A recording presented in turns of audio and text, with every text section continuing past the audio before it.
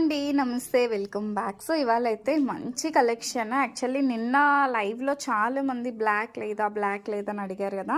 So black blouses already ready అయిపోయి ఉన్నాయి madam. కాకపోతే చెప్పానుగా హెమ్మింగ్స్కి వెళ్ళాయి అని చెప్పేసి. సో ఇన్ని కలెక్షన్ అయితే అవైలబుల్గా ఉన్నాయండి. Different models. ఇది వచ్చేసి మనకి హై నెక్లో ఉంది.